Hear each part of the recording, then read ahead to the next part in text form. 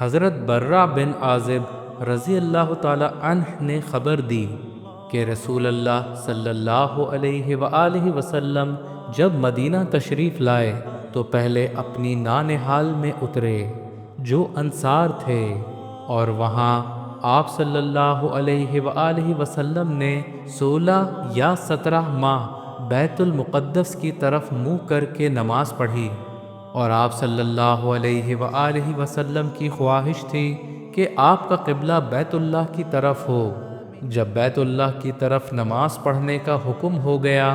تو سب سے پہلے نماز جو آپ صلی اللہ علیہ وآلہ وسلم نے بیت اللہ کی طرف پڑھی عصر کی تھی۔ وہاں آپ صلی اللہ علیہ وآلہ وسلم کے ساتھ لوگوں نے بھی نماز پڑھی۔ پھر آپ کے ساتھ نماز پڑھنے والوں میں سے ایک آدمی نکلا اور اس کا مسجد بنی حارثہ کی طرف گزر ہوا تو وہ لوگ رکوع میں تھے۔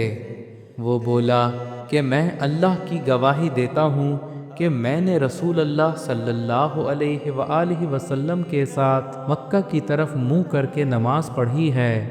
یہ سن کر وہ لوگ اسی حالت میں بیت اللہ کی طرف گھوم گئے، اور جب رسول اللہ صلی اللہ علیہ وآلہ وسلم بیت المقدس کی طرف منہ کر کے نماز پڑھا کرتے تھے، یہود اور عیسائی خوش ہوتے تھے، مگر جب آپ صلی اللہ علیہ وآلہ وسلم نے بیت اللہ کی طرف منہ پھیر لیا تو انہیں یہ امر ناگوار ہوا۔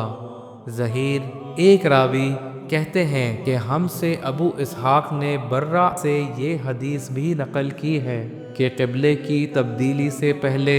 کچھ مسلمان انتقال کر چکے تھے، تو ہمیں یہ معلوم نہ ہو سکا کہ ان کی نمازوں کے بارے میں کیا کہیں۔ تب اللہ نے یہ آیت نازل کی، وَمَا كَانَ اللَّهُ لِيُضِيعَ إِيمَانَكُمْ